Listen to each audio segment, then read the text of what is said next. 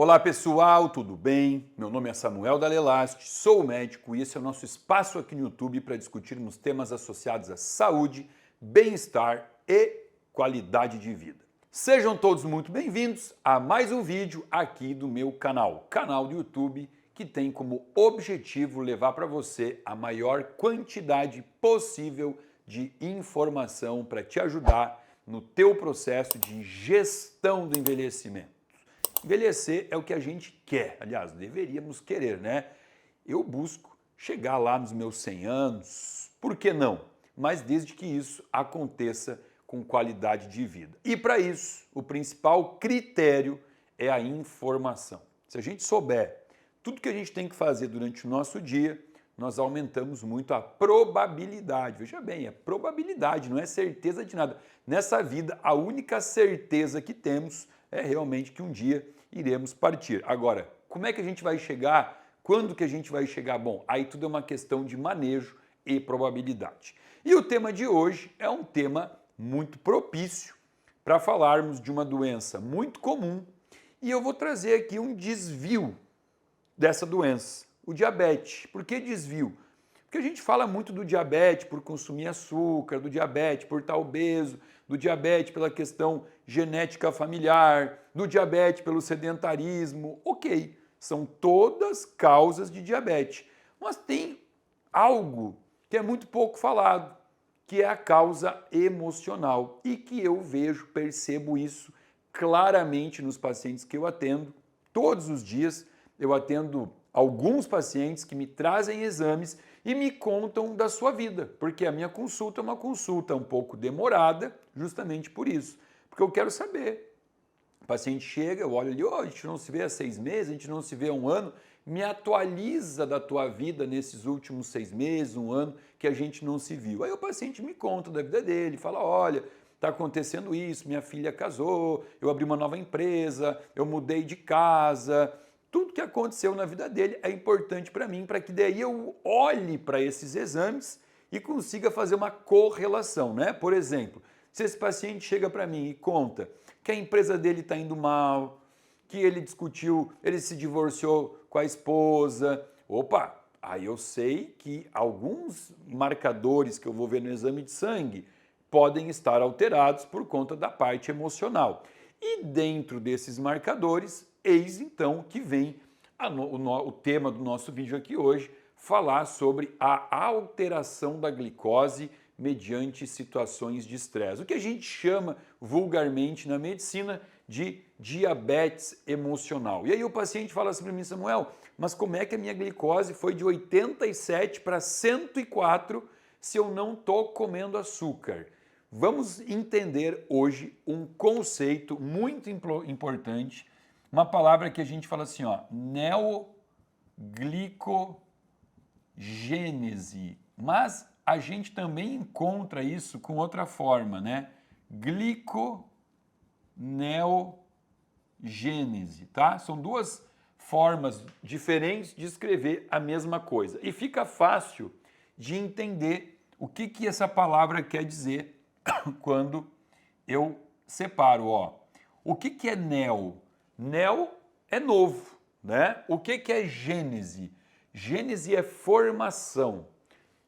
E o que é glico aqui? Glicose. Então, uma nova formação de glicose. Esse processo, a gente usa esse termo para um momento em que o corpo humano precisa produzir glicose, açúcar para colocar no sangue, mas ele não vai fazer isso às custas de carboidratos ou de açúcares, né, que seriam as principais fontes de glicose, tá?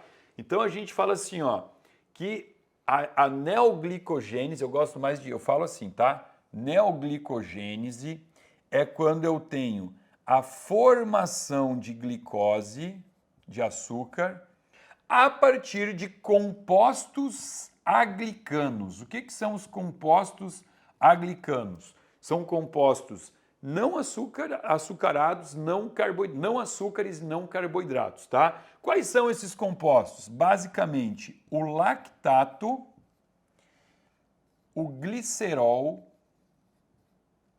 e aminoácidos. Ó, eu vou formar glicose a partir de lactato, glicerol e aminoácido, tá? Que situações eu vou ter a neoglicogênese acontecendo no corpo? Em que momento que eu vou precisar buscar açúcar de uma via que não seja a via do alimento? Vamos lá. Aqui, ó, primeira, no sono, né? Durante a noite, você passa a tua noite comendo? Não deveria, né? Então, enquanto você está dormindo, aí eu vou botar sono barra jejum, né? Porque aqui, na verdade, eu deveria colocar jejum. O sono é um dos momentos de jejum.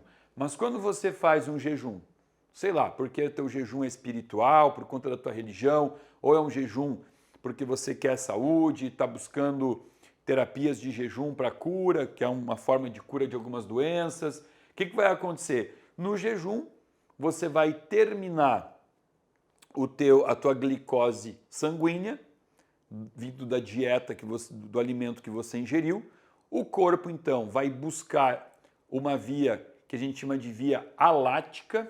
A via alática é uma via muito fugaz, ela dura mais ou menos 5 segundos. Então, você vai fazer a via alática.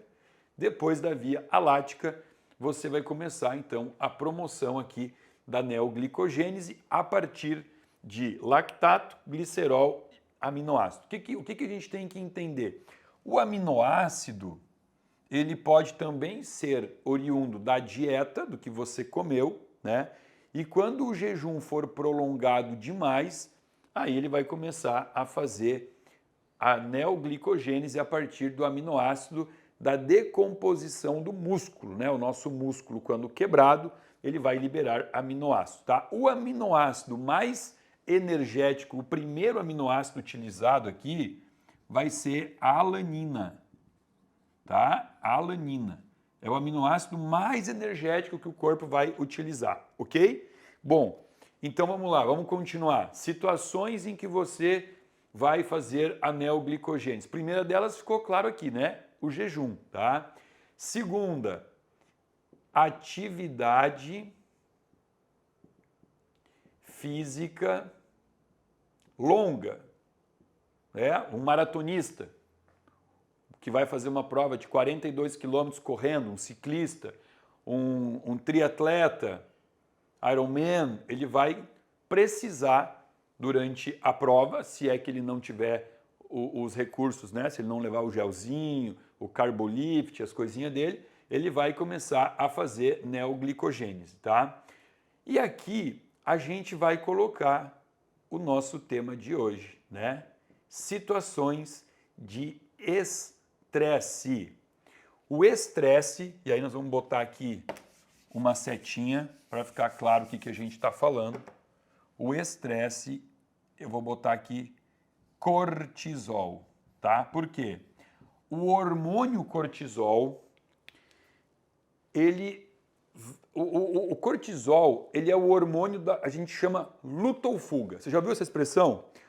Luta ou fuga. O que significa? Estressou. Por que o corpo estressa? O nosso corpo ainda estressa por questões ancestrais, para fugir da presa, né, para sobrevivência. Subiu o cortisol para você sobreviver. E numa situação de estresse, de luta ou fuga, ou você luta ou você foge. Para isso que serve o cortisol. Então, quando subiu, vamos lá, se você precisa lutar, o que você precisa? Toda uma transformação no teu corpo, onde você leva mais sangue para os músculos, teus músculos ficam mais irrigados para você brigar, né? Você vai ter uma dilatação das pupilas, uma midríase, para você enxergar melhor o cenário, e se tiver que fugir, a mesma coisa, né? Enxergar melhor para onde você está correndo, para os teus músculos correrem mais, e tudo isso por conta do cortisol. Só que você vai precisar de mais glicose, porque essa briga que você vai travar, ou essa corrida que você vai fugir, sabe-se lá por quantos quilômetros você vai ter que fugir, você vai ter que subir numa árvore para se esconder, tudo isso demanda energia, e essa energia, ela vem da glicose. Então o corpo, nesse momento, quando sobe o cortisol subiu, ele vai desencadear o processo de neoglicogênese para garantir essa glicose para você. E aí a gente começa a entender o seguinte, alguns exames de sangue, né? Por exemplo, quando o paciente tem um diabetes por resistência insulínica, você olha a glicose dele, está alta, está lá em 120, mas ele tem uma insulina alta também. Está em 25, 30, por quê? É uma resistência insulínica. No diabetes emocional, a gente não encontra essa insulina tão alta. É um paciente que tem uma glicose alta e a insulina não está sendo produzida para compensar isso. Por quê? Porque o corpo está entendendo que essa glicose tem que estar lá no sangue, que é para isso, ela é necessária nesse momento. E isso é super comum, principalmente em plantões de emergência médica. Eu lembro aqui, obviamente, né, já faz muito tempo que eu não trabalho em plantão, em hospital, mas quando eu trabalhava lá no meu início como médico, eu me lembro claramente de situações em que eu recebia pacientes com a glicose em 400, 350, super alta, e o paciente, a família dizia, ele é diabético, ele toma o remédio dele e ele está sempre com a glicose controlada. Só que ontem ele recebeu a notícia que o filho dele se acidentou na estrada, em outro estado, está internado no hospital, em estado aí de vida ou morte.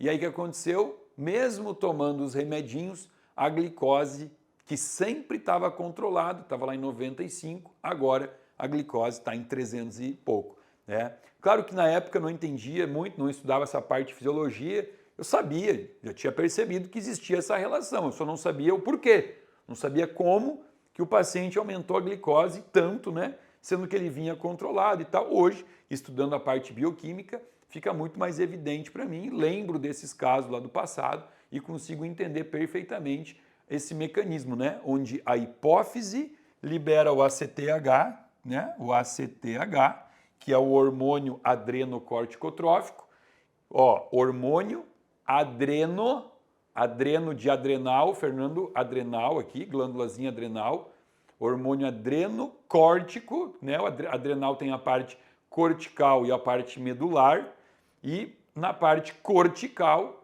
é onde é liberado cortisol, né? Então, um hormônio que a hipófise produz para agir na parte cortical da adrenal, liberando então o hormônio cortisol. E esse cortisol estimula a produção de glicose através de uma via alternativa, que vai usar o lactato, o aminoácido, o glicerol, o que tiver na frente, para garantir níveis de energia para essa pessoa que o corpo humano está entendendo que vai ter que brigar ou vai ter que fugir. O que acontece? Nos tempos atuais, onde a gente não foge de animais ferozes, a gente não briga ou não deveria passar o dia brigando, mas o nosso cérebro não entendeu isso. Então a gente ainda continua despertando, disparando cortisol por situações difíceis do dia a dia, né? Gosto muito de falar aqui, para a gente finalizar esse vídeo dando uma esperança para quem possivelmente passa por situações como essa, que o estresse, ele não é ruim não, tá? O estresse só é ruim quando você não tem a habilidade de lidar com ele. Toda essa situação aqui, ela não é causada porque houve estresse na vida da pessoa. Ela é causada porque esse estresse que a pessoa passou, a pessoa não teve habilidade de lidar com isso. Ela não teve, ela se permitiu que o estresse gerasse todo esse dano, né? Por isso que eu falo muito de aprendermos sobre gestão emocional, gerenciamento do estresse, ferramentas para isso. Por quê? Vamos supor que você passou por um estresse, uma reunião da empresa, você não gostou da reunião, as pessoas falaram lá coisas que você não gostou. Bom, aí o teu cortisol começa a subir. Tá, legal. Você pode permitir que isso aconteça e todos os danos que o cortisol vai trazer no teu corpo, ou você bota um fonezinho de ouvido, abre o teu aplicativo do Spotify, põe um mantra, uma musiquinha numa frequência boa, senta numa cadeira e se coloca a respirar profundamente e conscientemente por 2 a 3 minutos. Besteira? Tem mais de 5.000 artigos publicados no PubMed mostrando que meditação consciente reduz o nível de cortisol. Mas aí é uma escolha e você tem aí uma ferramenta, um medicamento gratuito que pode te ajudar no controle desse tipo de diabetes. Bom, o vídeo de hoje tem como objetivo apenas trazer para você um conceito, né, sobre um tipo de diabetes totalmente evitável se a gente tiver então essa percepção de entender a necessidade de, no mundo de hoje, onde o estresse está tomando conta da população mundial, a necessidade de sabermos como gerenciá-lo, ferramentas, técnicas. Busque aí, ó, se você ficou curioso, busca aí, tem algumas palavras-chave que vão te ajudar. Bota lá assim, ó, inteligência emocional. Essa é a primeira ferramenta, desenvolver a inteligência emocional para aprender a lidar muito bem, muito melhor com o estresse do dia a dia. Eu desejo que você aprenda sobre isso, que você exerça isso na tua vida e que tenha sucesso nessa gestão do estresse. Isso vai te ajudar muito a evitar as principais doenças crônico-degenerativas que hoje estão matando a população humana.